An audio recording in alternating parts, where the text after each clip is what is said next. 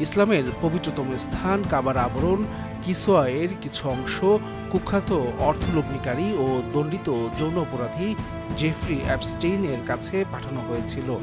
এমন নথি প্রকাশের পর মুসলিম বিশ্বজুড়ে তীব্র ক্ষোভ দেখা দিয়েছে।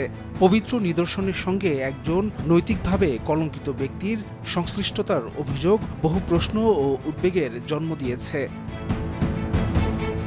মার্কিন বিচার বিভাগ ডিওজে প্রকাশিত নথি অনুযায়ী ২০১৬ সালের শুরু থেকে ২০১৯ সালের শুরু পর্যন্ত অ্যাপস্টিনের সঙ্গে আহমাদি নামে স্বাক্ষর করা একজন ব্যক্তির ঘনিষ্ঠ ইমেইল যোগাযোগ ছিল।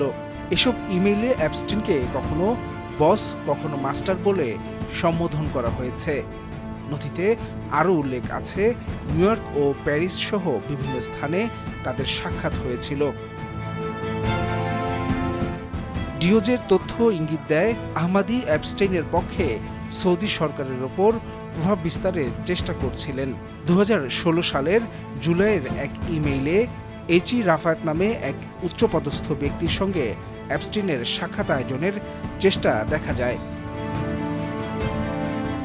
একই বছরের আগস্টে অ্যাপস্টিন সৌদি আরবের রাষ্ট্রায়ত্ত তেল কোম্পানি সৌদি আরামকে এর শেয়ার বাজারে তালিকাভুক্তির বিরোধিতা করে মতামত দেন এবং আর্থিক অবস্থা যাচাইয়ের প্রস্তাব রাখেন। পরে রাফাত আল সাব্বাগ নামের একজনের ইমেইল ঠিকানা যুক্ত হয়, যাকে বিভিন্ন বার্তায় সৌদি যুবরাজের উপদেষ্টা ও রয়্যাল কোর্টের পরামর্শক হিসেবে উল্লেখ করা হয়েছে।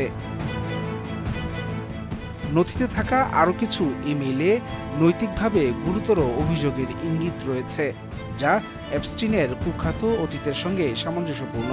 তবে আহমাদি কে ছিলেন, কিভাবে কিসওয়ার অংশ অ্যাপস্টিনের কাছে পৌঁছালো এবং সৌদি কর্তৃপক্ষের ভূমিকা কি, এসব প্রশ্নের উত্তর এখনও অজানা। এ কারণে মুসলিম বিশ্বজুড়ে সৌদি আরব সরকারের কাছে পূর্ণাঙ্গ, স্বচ্ছ ও আন্তর্জাতিক মানের তদন্তের দাবি ক্রমেই জোরালো হচ্ছে।